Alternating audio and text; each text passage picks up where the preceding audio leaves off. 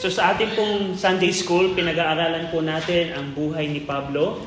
At nasa bahagi na po tayo ng kanyang buhay kung saan yung kanyang ikalawang paglalakbay.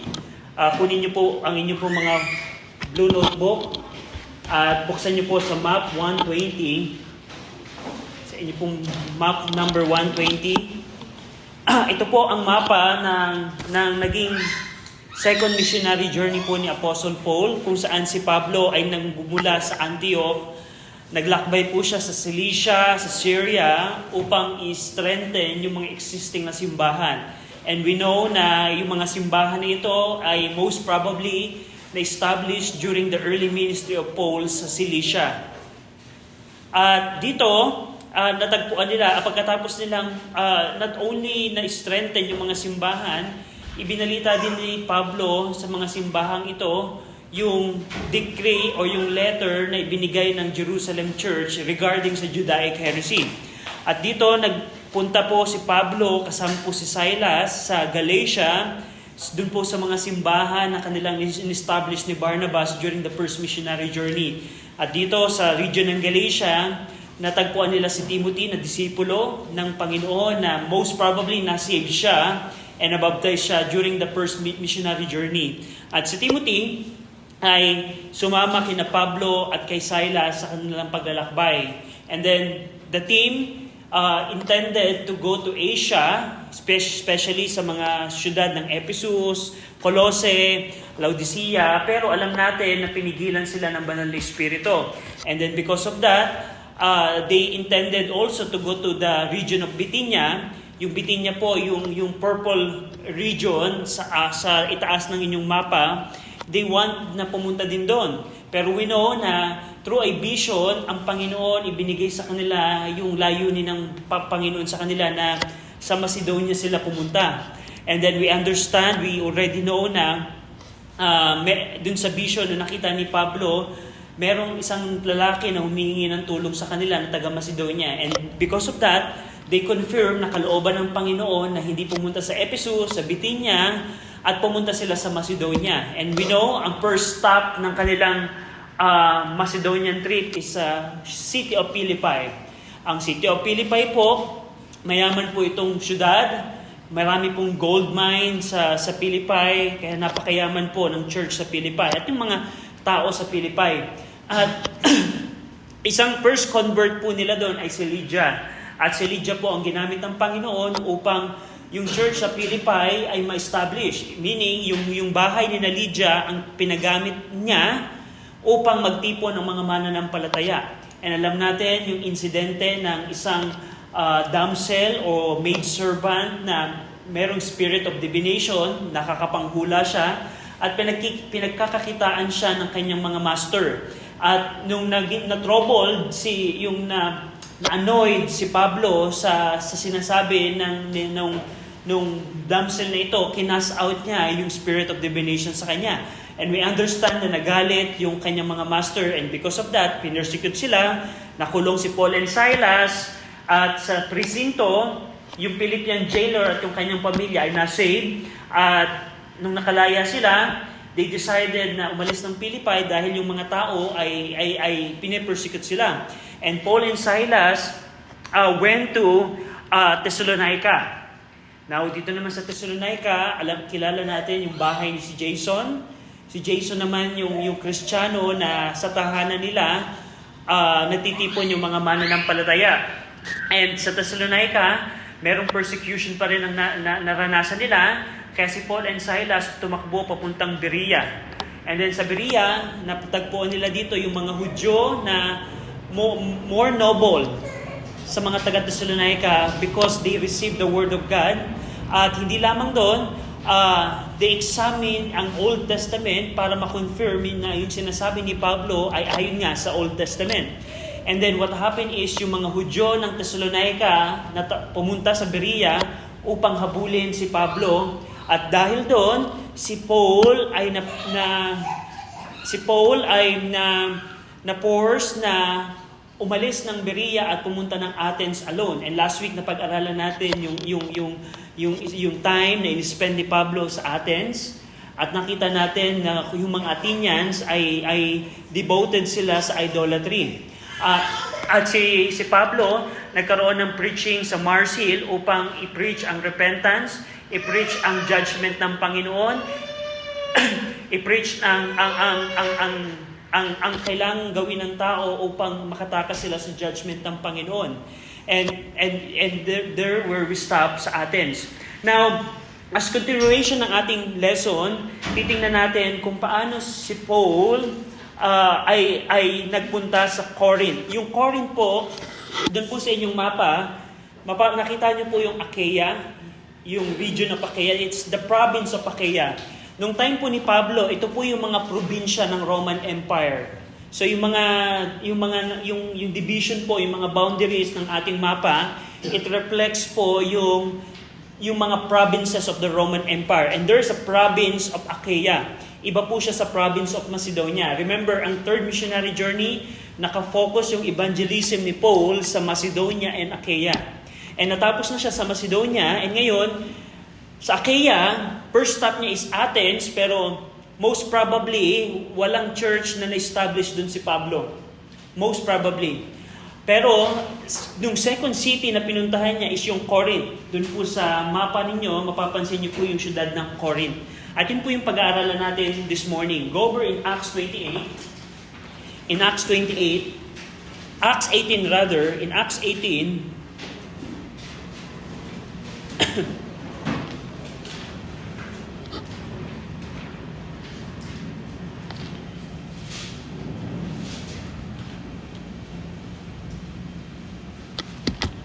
in Acts 18, now, in verse 1, sabi dito, after these things, Paul departed from Athens and came to Corinth. Now, question, sino yung mga kumpanyo ni Pablo sa kanyang third missionary journey? There are apat yung team nila, apat yung members. Si Paul, sino yung tatlo? Barnabas. Hindi si Barnabas. Silas. No, hindi po si Mark. Sino yung natagpuan nila sa Iconium and Lystra? Yung kabataan. Si Timotheus or si Timothy. At sino yung isa pa na profession? Si Luke. Now, question. Sa third missionary journey, nasaan sila nung si Paul ay nasa Corinth? Nasaan sila? Si Luke ay nag-stay sa Philippi. So, we don't know. Probably si Luke Probably si Luke nag-spend ng maraming panahon sa Philippi. And then, sa third missionary journey, ay si Luke ay sumama uli kay Pablo. Pero si Luke ay nag-stay sa Philippi. Pero si Paul and Silas, nagpunta sila sa Berea and susunod sila dito sa Corinth. Unang nagbiyahe si Paul mag-isa sa Corinth, pero later on, Timothy and Silas went to Corinth as well. Now, tingnan natin, ano ba yung Corinth nung panahon ni Pablo? Ang Corinth po nung panahon ni Pablo, ito po yung most splendid commercial city ng Greece. Ang Greece, kung kayo po ay familiar sa Europe map, the modern day Greece, sako po niya yung Macedonia and Achaia. Pero nung time ni Pablo, ito yung pinakakilala, tanyag sa komerso nung panahon ni Pablo. Dahilan sa kanyang location. Dahil itong Corinth, ito ay strategic, located sa Mecca of trade between East and West. Ibig sabihin, yung mga trader na from Rome, which is the capital of the Roman Empire, kung gusto nila halimbawang mag-trade papuntang Egypt, Alexandria sa Egypt, papunta ng Syria sa Antioch, kailangan nilang dumaan o kailangan nilang pumunta ng Ephesus, ng Asia, kailangan nila munang dumaan sa Corinth. So, kaya popular yung Corinth na ito sa trading, especially yung port nila. At yung eastern port ng Corinth ay yung Cenchrea, which is nabanggit siya sa Romans 16:1, and yung western port niya is yung Lake Keum. Yung city na to, yung Corinth, derive yung kanyang income from the transport of cargo across the narrow isthmus. So, ibig sabihin, kumukuha ng buwis yung mga taga-Corinth sa duty, meaning yung tax ng import and export dahil sa kanilang port. halimbawa, kung merong i-import na mga palay o trigo, may komisyon yung city ng Corinth at doon kumukuha ng yaman yung Corinth dahil sa kanilang trading location. And one of the important feature of life in Corinth is the Ishman game. Naalala nyo ba, kung kayo po ay aware sa news, I think this July, gaganapin po yung Olympic. I think July, August, sa Paris, gaganapin ang Olympic.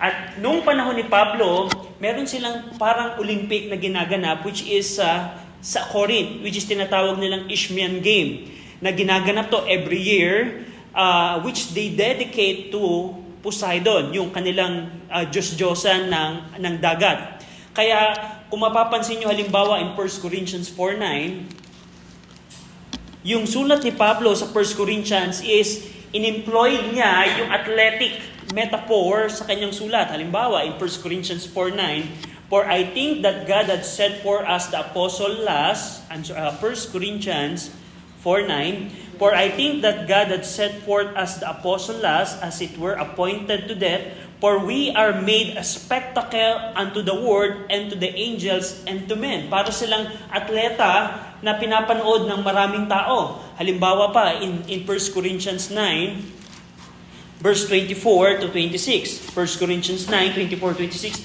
"Know ye not that they which run in a race run all, but one receiveth the prize. So run that ye may obtain. And every man that striveth for the mastery is temperate in all things. Now they do it obtain a corruptible crown, but we an incorruptible. I therefore so run, not as uncertainly, so fight I, not as one that beateth the air." So, bakit ginamit ni Pablo yung mga metaphor ng isang spectacle or athlete na pinapanood ng mga audience here in 1 Corinthians 9, yung pagtakbo sa race? Dahilan, yung mga taga-Corinth, every year meron silang Isthmian game o parang Olympic na ginaganap sila. So, that give details bakit ginamit ni Pablo yung mga metaphor nito. Aside from that, ang Corinth din po ay kilala sa various religion, including yung kanilang pananambahan sa mga deities, katulad din Apollo, Athena, Aphrodite, and Aphrodite is the most popular sa Corinth. Yung ancient rites of Aphrodite, halimbawa, yung ginagawa nila ng rites kay Aphrodite, yung templo ni Aphrodite, meron po itong 1,000 temple prostitutes with whom the worship would consort. At merong templo si Aphrodite sa Corinth na kung ikaw ay worshiper na Aphrodite, pwede ka makisiping dun sa mga prostitute ng temple ni Aphrodite. So, yan yung immorality ng mga taga-Corinth. At yung city also was noted for its immorality. Halimbawa po, they were given over to lewdness of all kinds, drunkenness, sodomy, and etc. The city's reputation gave rise to the term to Corinthianize.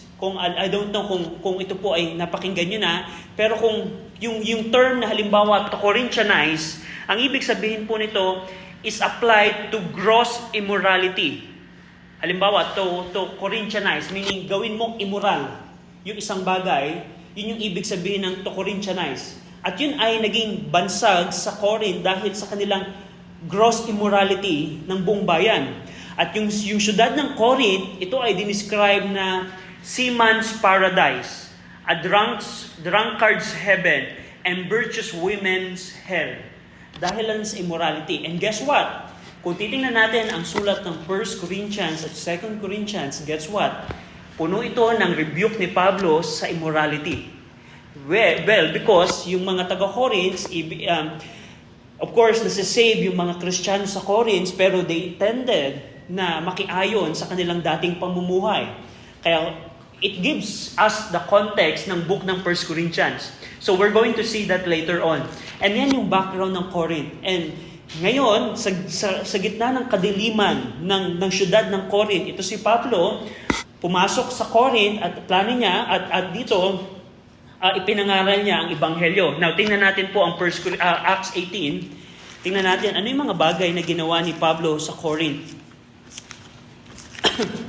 In Acts 18, verse 1 to 3, si Sino po ang gustong bumasa ng 1 to 3 ng Acts 18? Yes, Cham. Acts 18, 1-3. After these things, Paul departed from Athens and came to Corinth, and found a certain Jew named Aquila, born in Pontus, lately come from Italy, with his wife Priscilla, because that Claudius had commanded all Jews to depart from Rome, and came unto them, and because he was of the same craft, he abode with them, and wrought, for by their occupation they were tent makers. Okay, so dito, unang natagpuan ni Paul ay yung mag-asawang si Aquila and Priscilla. And dahilan, isang reason kung bakit naging accompany ni Pablo yung mag-asawang ito, dahil pareho silang tent makers ang profession nila. Itong mag-asawang ito, they were tent makers from Italy. Verse number 4, sino po ang gustong magbasa? Ate Bambi.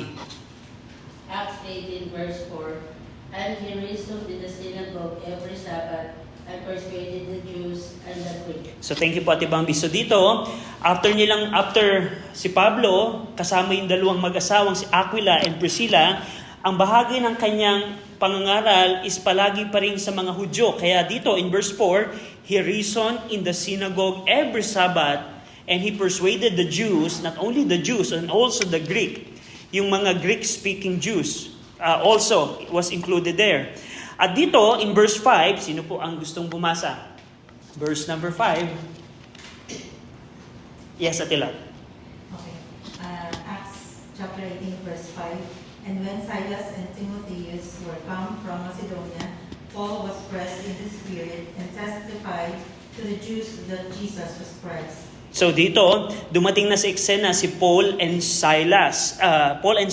Timothy and Silas ay dumating na din sa Corinth. So si Luke na iwan sa Philippi, and yung former kasama ni Paul na si Silas and Timothy, dumating na din sila sa Corinth. At dito sabi ni Luke sa kanyang record, Paul was pressed in the Spirit and testified to the Jews that Jesus was Christ. So dito nag-start na si Pablo na ipangaral sa kanyang mga kababayan kung sino yung Misaya.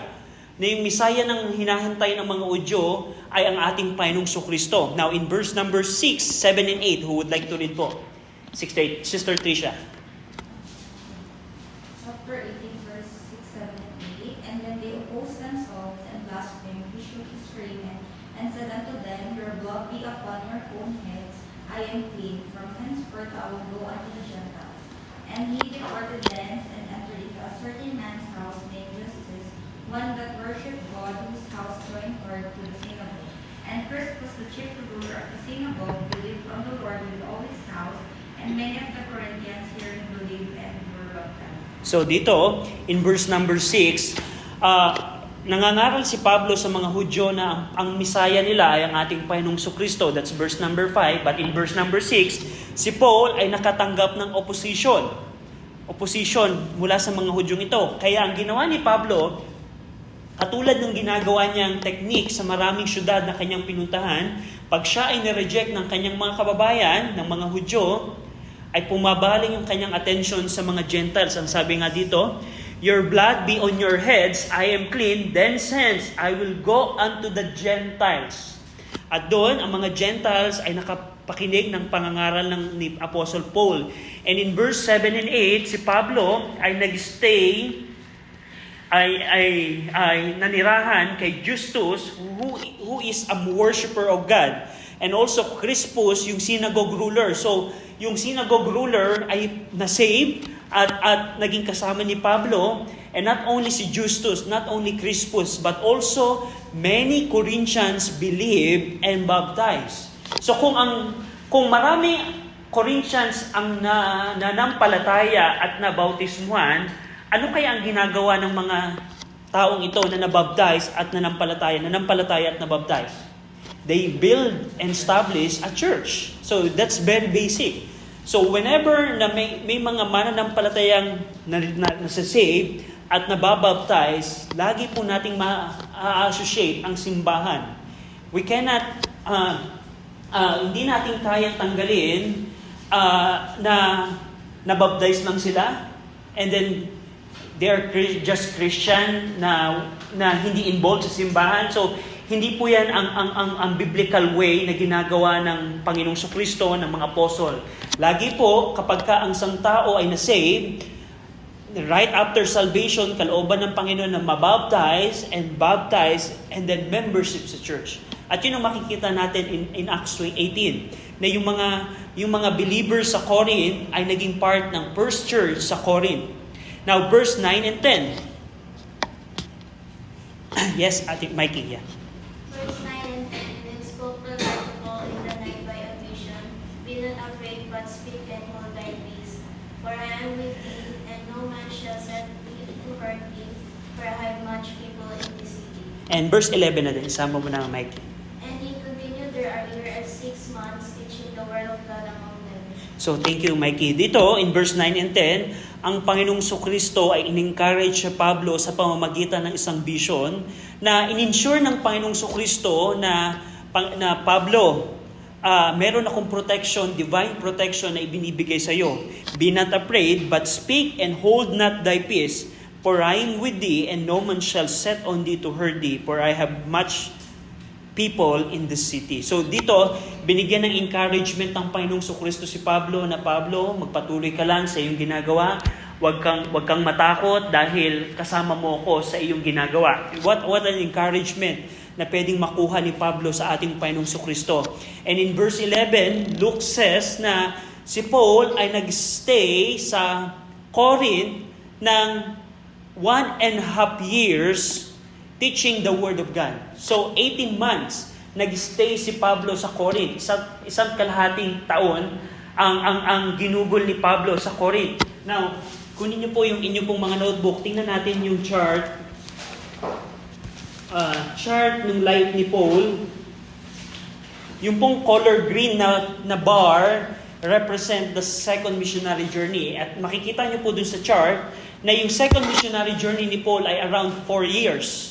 So, kung titingnan natin, 4 years minus 1.5 years, we can conclude na sa second missionary journey, most of his time was spent sa Corinth. Sa Corinth, establishing the church, strengthening the believers, preaching the gospel. Yun ang ginawa ni Pablo sa Corinth. Now, and one of the reason also bakit siya nagstay ng matagal doon is because the absence of persecution. Compare sa Philippi, sa Berea at saka sa Thessalonica, yung mga syudad sa Macedonia, may ikling panahon lang yung kanyang na igugol sa mga syudad na yon, sa mga simbahang na yon, for the reason ng persecution. Now, and one also na makikita nating principle doon is, kung tayo sa ating panahon ay makakatanggap ng persecution, ang biblical way is to flee from persecution. Hindi natin tayo kailangan to fight back sa persecution, na makikipaglaban tayo sa persecution. Kung tayo ay persecute, the Lord's hindi kalooban ng Panginoon sa atin na to fight back. And we can see it sa pattern ni Pablo. Pag may persecution na naranasan si Pablo, hindi siya lumalaban, kundi tumatakbo siya. At ganun din ang makikita natin sa ating Panginoong Kristo. Kung ang ating remember yung buhay po, yung time ng Panginoong Kristo, kapag ka nakakaranas ng persecution si Jesus Christ, anong ginagawa niya? Lumalaban ba siya sa mga Hudyo na nagpe-persecute sa kanya? No. Tumatakbo ang ating Panginoong Kristo. And we can see a principle there na ma-apply natin sa ating panahon. Na kung tayo ay makakaranas ng persecution doing the will of God, the biblical way is to flee and avoid persecution. At makikita natin yan dito. And in verse 12 hanggang 16, sino po ang gustong bumasa? Yes, Ate Tess. Verse 12, And when Gallio was the deputy of Achaia, and the Jews made insurrection with one accord against Paul, and brought him to the judgment seat, saying, This fellow persuaded men to worship God contrary to the law. And when Paul was now about to open his mouth, Gallio said unto the Jews, If it were a matter of wrong or wicked lewdness, O ye Jews, reason what would that I should bear with you. But if it be a question of words and names, and of your law, look ye to it, for I will be no judge for such such matters, and he drave them from the judgment seat.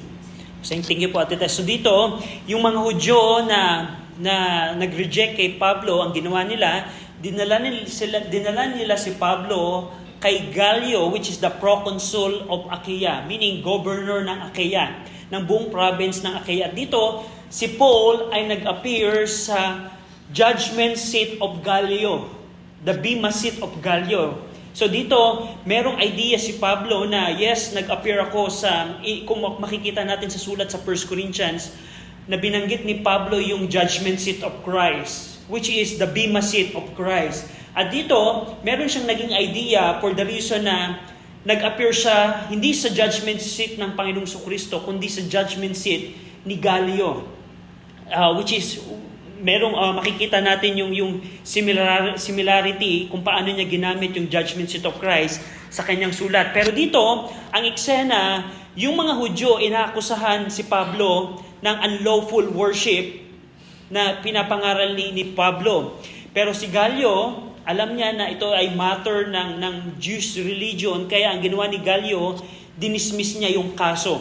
So walang naging, kumbaga parang na-acquaint yung kaso ng mga Hudyo laban kay Pablo. At dahil doon, ang ginawa nila, in verse number 17, sino po ang gustong bumasa ng verse 17? Atelot. Acts 18 verse 17, and all the Greeks took Sosthenes, the chief ruler of the synagogue, and beat him before the judgment seat, and Gallio cared for none of those things. So probably itong si Sosthenes, ito yung promotor ng pag-aakusa kay Pablo. Kaya ang ginawa ng mga Greeks, ang ginawa nila, ginulpi nila at binugbog nila si Gallio sa harapan ni si Sosthenes, which is the chief ruler of the synagogue, who probably yung promotor ng pag-aakusa kay Pablo. Kaya ang ginawa ng mga Greek, binugbog at ginulpi si Sosthenes at si Gallio. Habang nakikita ang ginagawa ng mga Greek, wala siyang pakialam. Okay lang, bugbugin niyo siya. And that's the account. And here in verse 18, 18 hanggang 22 po. Yes, Chan. Acts 18, verse 18 to 22. And Paul after this tarried there yet a good while, and then took his leave of the brethren, and sailed thence into Syria, and with his Priscilla and Aquila, having shorn his head in Caesarea, for he had a vow, and he came to Ephesus, and left them there. But he himself entered into the synagogue, and reasoned with the Jews. When they desired him to tarry longer time with them, he consented not, but made them farewell, saying, I must by all means keep this feast that cometh in Jerusalem, but I will return again unto you, if God will. And he sailed from Ephesus. And when he had landed in Caesarea and gone up and saluted the church, he went down to Antioch. Thank you, Cham. So in verse 18, makikita natin dito kung paano si Paul ay nanatili sa Corinth and paano siya naglakbay kasama si Priscilla and Aquila papuntang Ephesus. Pero doon sa port ng Cenchrea, ginupit ni Pablo ang kanyang buhok, bahagi ng kanyang bow. We don't know yung details ng bow na ito. It could be yung bow na ginawa niya sa Jerusalem, na related doon, or probably ito yung bow na devotion niya sa kanyang ministry sa Corinth. Pero yung pagpapagupit po ng buhok, ibig sabihin po nito, ito yung end ng kanyang bow. So, probably si Pablo ay nangako na ito yung kanyang magiging ministry sa Corinth at bahagi ng pagpapakita na yung katapusan ng kanyang bow ay yung pagpapagupit po niya sa Cenchrea. And pagkatapos noon, si Paul, Aquila, and Priscilla, they went to Ephesus. So, kunin niyo po inyong map. Buksan niyo po yung map niyo in page number 120. So, natapos na po yung kanyang 1.5 years sa Corinth. At dito, sa map number 120, tatlo sila, si Paul, Aquila, and Priscilla, nag-travel sila papuntang Ephesus. Ephesus, which is the Asia. Ephesus, at doon, si Paul ay nag-reason with the Jews in the synagogue at iniwan ni Paul si Priscilla and Aquila kasi si Pablo gusto niyang umabot doon sa in verse number Priscilla in verse 21 sabi ni Pablo, but bade them farewell, saying, I must by all means keep this peace that cometh into Jerusalem. Kaya hindi nag-spend ng matagal na panahon si Paul sa Ephesus during the second missionary journey because kailangan niyang pumunta sa Jerusalem upang maka-attend siya ng feast nagaganapin sa Jerusalem. At doon, si Priscilla and Aquila ay naiwan sa Ephesus. At si Pablo, doon po sa mapa po ninyo, from Ephesus, nagbiyahe na po siya sa pamamagitan ng barko at dumaong po siya sa Caesarea Maritima, which is the port na kilala sa Israel. At from Caesarea Maritima, by land, nag-travel po siya sa Jerusalem upang maka-attend ng feast sa templo. At doon, that concludes the second missionary journey. At doon sa in verse number 23, mapapansin po ninyo yung start ng third missionary journey, but we're going to discuss that later next week sa ating pag-aaral. So, yan po ang second missionary journey ni Pablo. Now, one thing na gusto ko pong pansinin natin in relation sa church at Corinth, kung mapapansin niyo po in verse 24, nung si Pablo ay nasa Jerusalem na, pero si Priscilla and Aquila ay naiwan sa Ephesus. Yun yung storyline natin ngayon. In verse 24, and a certain Jew named Apollos, born at Alexandria, an eloquent man and mighty in the scripture, came to Ephesus. So nagpunta din si Apollos dito sa Ephesus. This man was instructed in the way of the Lord and being fervent in the Spirit, and spake, taught diligently the things of the Lord, knowing only the baptism of John. So itong si Apollos is probably a disciple of John the Baptist. At dito nagpunta si Apollos sa Ephesus. Ano nangyari? Natagpuan niya at nakita siya ni Aquila and Priscilla. Verse 26, and he began to speak boldly in the synagogue, referring kay Apollos, whom when Aquila and Priscilla had heard, they took him unto them, and expounded unto him the way of God more perfectly. And when he was disposed to pass into Achaia, the brethren wrote, exhorting the disciple to receive him, who, when he was come, helped them much which had believed through grace. For he mightily convinced the Jews, and that publicly showing by the scriptures that Jesus was Christ. So what happened is, si Apollos, na disipulo ni John the Baptist, ay nagpunta sa Ephesus at nangangaral siya doon. Natagpuan siya ni Aquila and Priscilla na church member ng Corinth. At ang ginawa ni Priscilla and Aquila, knowing yung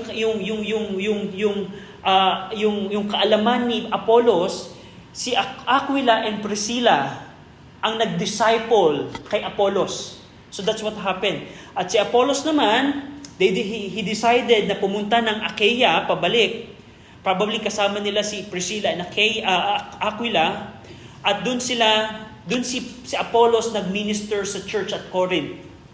So, yun yung storyline niyan. Na si Pablo ngayon, tapos na yung sa kanyang second missionary journey, bumalik siya ng Jerusalem, binalikan niya yung ibang simbahan, pero naiwan si Priscilla and Aquila na merong another character na si Apollos. Na ang sabi nga dito ni Luke in verse 28, he mightily convinced the Jews, and that publicly showing the scripture that Jesus was Christ. So, yan po ang story ni Apollos. Now, why do we need to understand these things? Question again. Bakit kailangan nating malaman yung Corinth, malaman natin yung kanilang immorality, malaman natin yung character na si Apollos, malaman natin sina Priscilla and Aquila? Sa tingin nyo, why do we need to know these things? Any idea? Yes, Ate Lot. Maanggihan tayo sa mga encounter din natin, mga tao or brethren or unsaved, parang tayo. So, pwede tayo makakuha ng pattern katulad yung in terms ng persecution. So, pag tayo, in our time, sabi ni Ate Lot, maranasan natin yung naranasan nila, we know the biblical pattern. That's right. Ano pa kaya? So, tandaan natin, merong 2 books in the New Testament that are written to the Corinthians. So kung hindi natin alam na ganito yung kanilang background, we cannot properly interpret 1 and 2 Corinthians. Bakit ganun na lamang ang dealing ni Pablo sa Corinthians? And by the way, ang 1 Corinthians po, ito po ay nasulat ni Pablo during his third missionary journey nung siya ay nag-stay ng matagal na panahon, 2 or 3 years sa Ephesus. Nabalitaan po ni Pablo yung mga nagaganap sa Corinthians. Kasi may mga church member na fast forward tayo sa third missionary journey na si Paul ay nasa Ephesus na. So years after ng pangyayaring ito, yung mga church members ng Corinth or yung mga leader ng Corinth, pumunta sila sa Ephesus dahil na doon si Pablo at kinonsult ng mga church member o ng mga leaders na ito yung mga nangyayari sa Corinth, yung immorality, yung fornication, yung division, disorder. At si Pablo, habang siya ay nasa Ephesus, sinulat niya ang 1 Corinthians.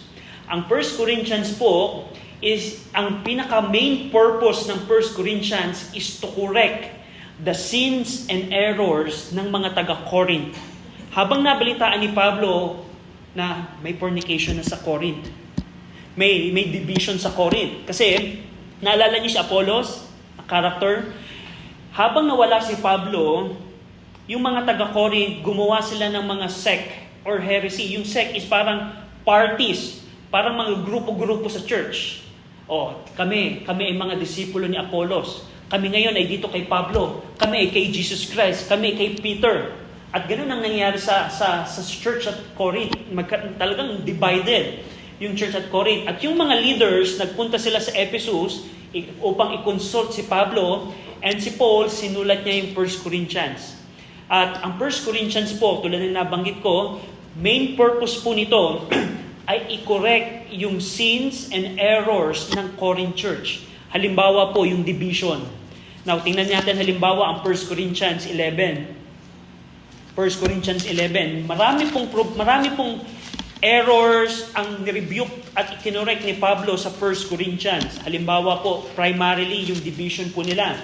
In 1 Corinthians 3, in 1 Corinthians 3, makikita niyo po dito sa 1 Corinthians 3 na yung mga members ng church, nagkaroon na sila ng grupo-grupo. Kami ay kay Pedro, kami ay kay Pablo, kami ay kay Apollos, kami ay kay Jesus Christ. At dito mapapansin ninyo na one thing din na mapapansin nyo, in 1 Corinthians 3, verse number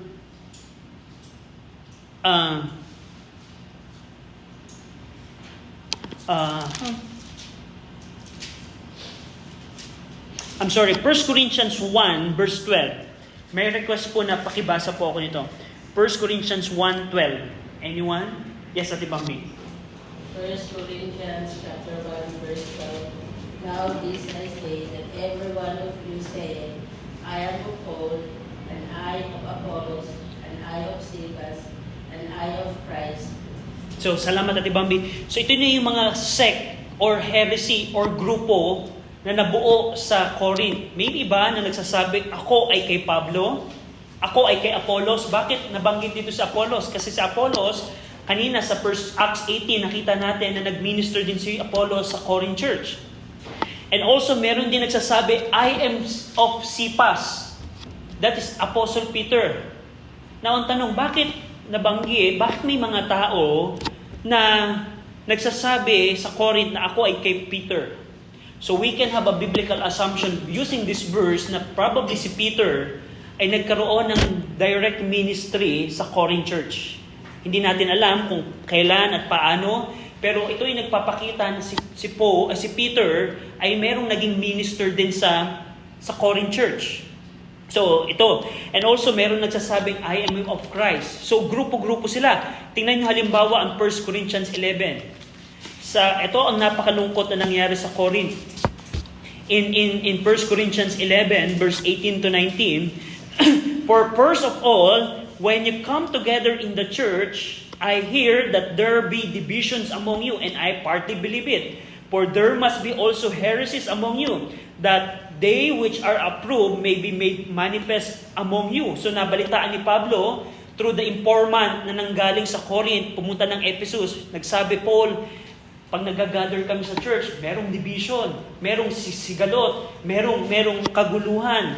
At sabi ni Pablo, when I hear that, I partly believe it. Nung napakinggan ko yung division, I partly believe it. And one instance na ginagawa ng mga church member ng Corinth, tingnan niyo po ito, napakagulo po nila. Verse 20, when you come together therefore in one place, this is not to eat the Lord's Supper.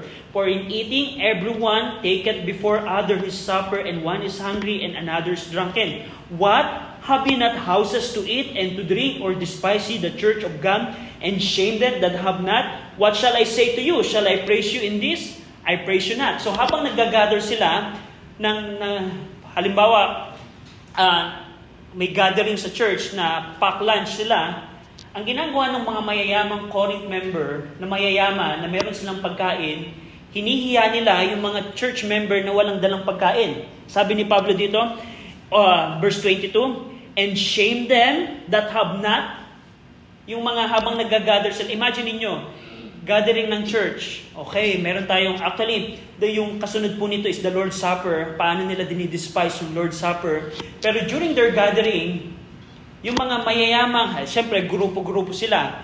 Napansin niyo yung word na heresies na binanggit in verse 19. Yung Greek word po niya ng heresy, ito po ay parties or grupo or sect. Parang meron na silang, may mga grupo in the church. At ang ginagawa ng ibang grupo, dahil mayayaman sila, yung mga walang dalang pagkain o yung mahihirap, they shame them.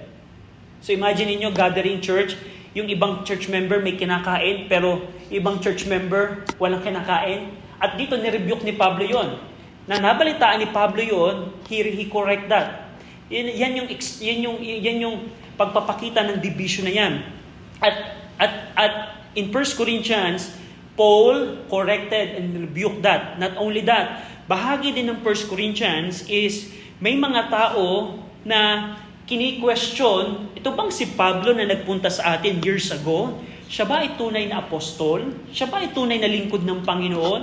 At yan ang binalita ng mga informant ni Pablo. Halimbawa, in 1 Corinthians 4, not only division, but also the ministry of Paul was questioned.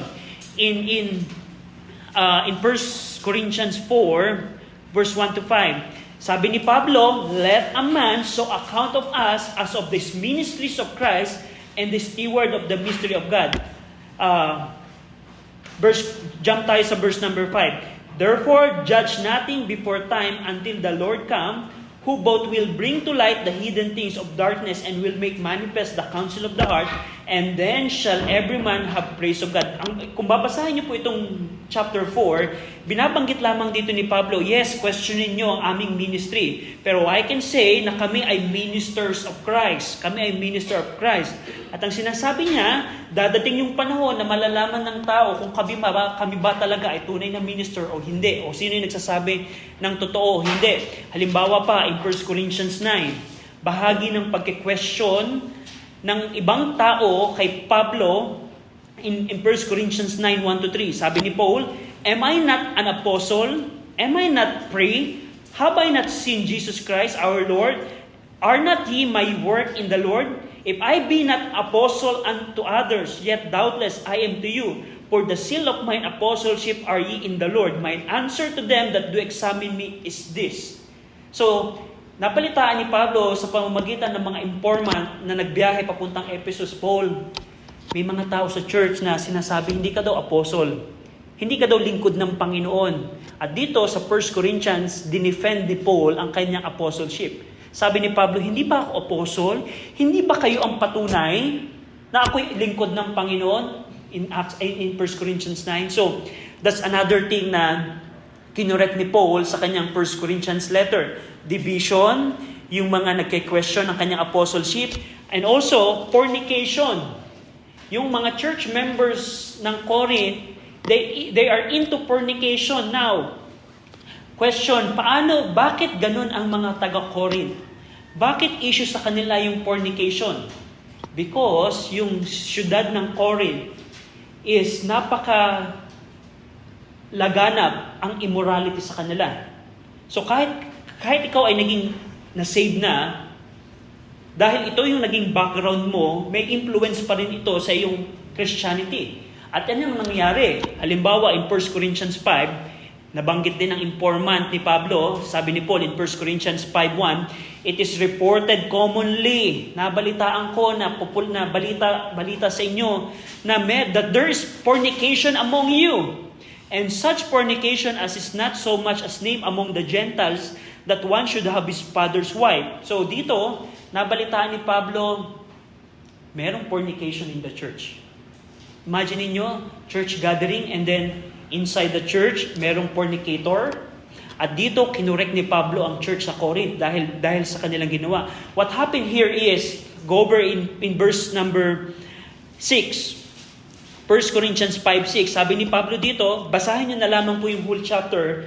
It's about the fornication in the church. Pero sabi ni Paul in verse 6, your glorying is not good. Church, yung inyong pagsamba ay hindi mabuti.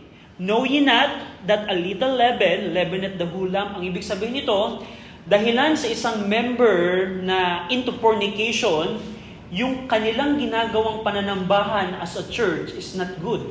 Your glorying is not good, church, because a little leaven, ang maliit na kasalanan o maliit na lebadura, pinapaalsa nito ang kalahatan. Ang maliit na kasalanan in the church ay inaapektuhan ang buong simbahan.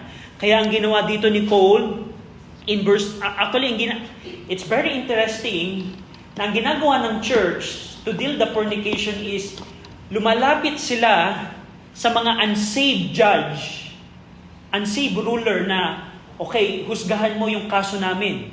Kaya dito ni-rebuke ni Pablo, wait, pumupunta pa kayo sa unbeliever para husgahan yung mga small matter in the church? Bakit hindi nyo na lamang pagdesisyonan yan inside the church? Kaya sabi ni Paul in verse 12 ng chapter 5, for what have I to do judge them also that are without? Do not ye judge them that are within. Verse 13, ngayon ito yung sabi ni Paul. But them that are without, God judgeth. Yung mga hindi saved, ang Diyos ang maghuhusga. Therefore, put away from among yourselves that wicked person. Sino yung wicked person na tinutukoy dito? Yung church member na yung mother-in-law niya ay kanyang kinasama. At yung church member na yon, sabi ni Paul, put away that wicked person. Ibig sabihin, out of the membership of the church. So, question, sa church ba, is it biblical to put away a member that is into public sin that could affect the whole church? Yes, it is biblical. And alam niyo po ba, maraming church don't practice it.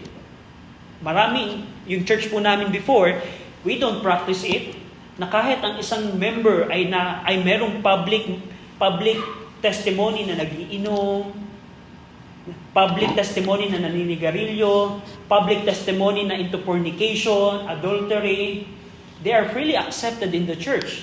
Pero very clear in 1 Corinthians 5 na kung ang isang tao ay naapektuhan yung testimony ng church, imagine niyo, church member ako dito, pero sa labas naninigarilyo ako. Tapos attend ako ng church. Anong sasabihin ng mga tao? Wait, ang mga taga Mount Zion, may member na naninigarilyo? And that's what it means na a little leaveneth the whole lump. Kaya ang ginawa ni Pablo, put away that wicked person. So, it's very clear na biblical yon. Pero ang good thing dito, nung pinut away yung member na ito in 2 Corinthians 2, nag-repent yung church member na yon. At sabi ni Paul, okay, nagsisi yung member na yon, tanggapin niyo uli sa church. That's the biblical pattern.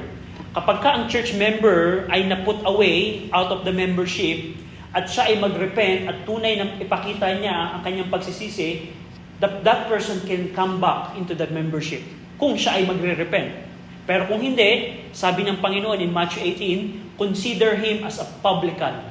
Meaning, itrato mo siyang unsaved. So, that's a biblical pattern. Not only that, you can also see disorder in marriage, yung disorder sa pag-resolve ng dispute, meaning kapag ka may kaso sa church, ang ginagawa ng mga church member, naghihingi sila ng advice or judgments sa mga unsaved. So, kinorek siya ni Pablo. Sabi ni Pablo, hindi nyo ba alam, church member, na huhusgahan nyo in the future ang mga anghel? Pero bakit hindi nyo kayang i-resolve yung mga dispute inside the church? Paul rebuked that. Also yung food offered to the idols, yung financial support, yung worship, and etc. And also idolatry, kinorek din ni Pablo. And in 1 Corinthians also, in 1 Corinthians 15, tingnan nyo po, last error na kinorek dito ni Pablo in 1 Corinthians is the Paul's teaching about resurrection. In 1 Corinthians 15:12, sabi dito ni Paul, that if Christ be preached that He rose from the dead, how say some among you that there is no resurrection of the dead? May mga church member ng Corinth na nagsasabing walang resurrection of the dead. So imagine niyo, inside the church, may mga nagpo-populate ng false doctrine na, hoy, walang resurrection of the dead. Huwag kayong maniwala kay Paul. Walang resurrection of the dead. So, kaya po, ang 1 Corinthians 15 ay dinedicate ni Pablo upang i-dispute ang doctrine of resurrection, na merong resurrection. So, that's what we see in 1 Corinthians. Now, ang 2 Corinthians po, ito po ay follow-up ng sulat niya ng 1 Corinthians. Habang si Paul po ay pabalik na ng Corinth, sa Macedonia, sinulat niya yung 2 Corinthians, which we are going to discuss that in the third missionary journey. Pero yung 2 Corinthians po, ito po ay continuation ng 1 Corinthians. So yung 1 Corinthians and 2 Corinthians, related po ito to each other, meaning, right after isulat yung 1 Corinthians, so dinala na yung sulat, papuntang church sa Corinth. Now, after matanggap ng Corinthian church yung 1 Corinthians, nag-respond sila. At bahagi ng respond nila, yung fornicating member, kinas-away nila sa church ng membership. Pero nabalitaan ni Pablo na nag-repent yung church member. Kaya sa 2 Corinthians, sabi ni Paul, tanggapin niyo uli yung taong yan kasi nagpakita siya ng tunay na pagsisisi. So what I mean is, right after 1 Corinthians, nag-respond yung Corinthian church sa sulat niya, and then sinulat ni Pablo yung 2 Corinthians immediately. Years lang, one lang probably ang pagitan nila. At yung 2 Corinthians, ito ay continuation ng 1 Corinthians. Dito, makikita nyo yung presence of false teachers. Makikita nyo din dito sa 2 Corinthians na meron pa rin nagke-question ng ministry ni Pablo. Hindi nawala. Hindi nawala yung kanilang pagke-question na apostle ba talaga si Pablo? And lastly, sa 2 Corinthians, yung carnality ng church ay pareho pa rin nirebuke ni Pablo. So, that's what we see sa church at Corinth. Now, in application ng ating lesson, ano yung malalaman natin, ano yung matututunan natin at may apply natin sa ating Christian life? Una, sa character ni Aquila and Priscilla.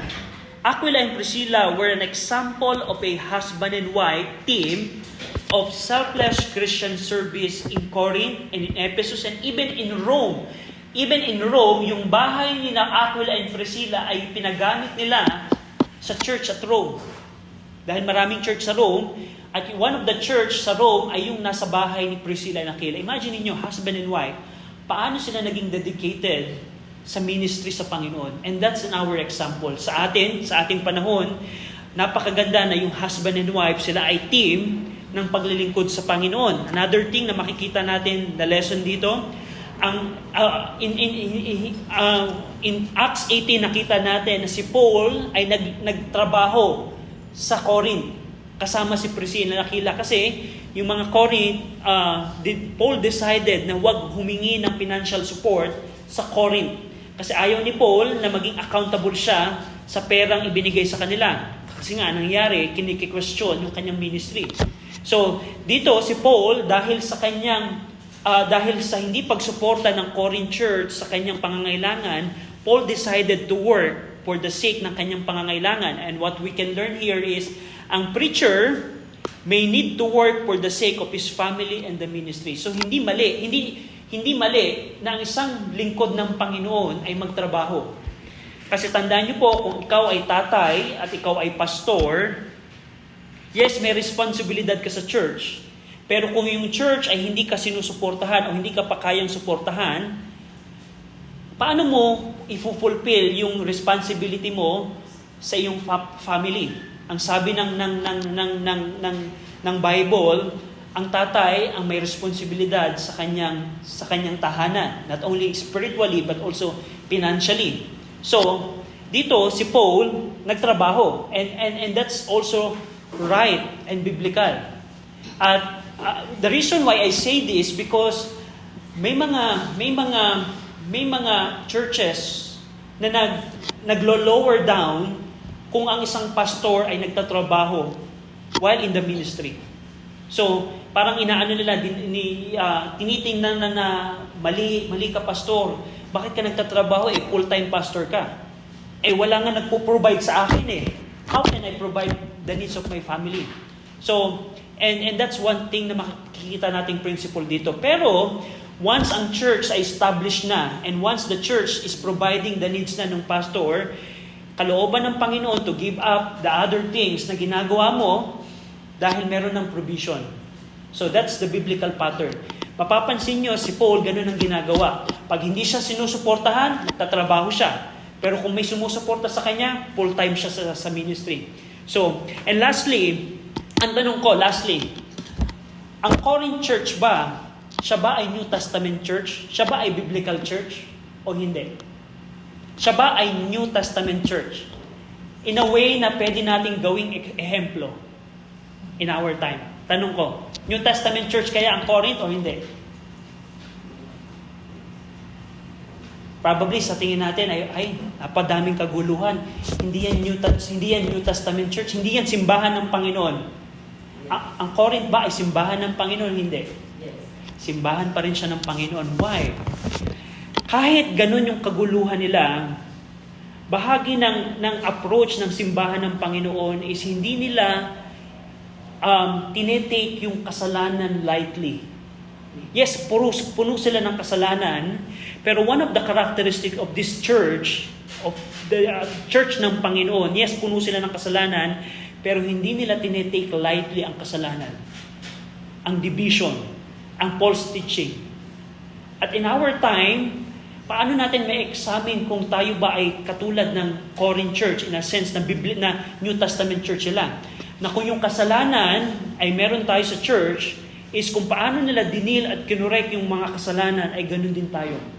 So, ang church at Corinth, yes, carnal sila. Yes, marami silang errors. Pero sila ay simbahan pa rin ng Panginoon. Kahit ganun yung kalalagayan nila. At sa ating panahon, pwede nating gawing pattern ang Corinth church in our time. Shall we pray? Ama naming Diyos, salamat Panginoon sa inyo pong salita na aming napakinggan. Pinupuri namin kayo sa ngalan ng aming Panginoong Kristo. Amen.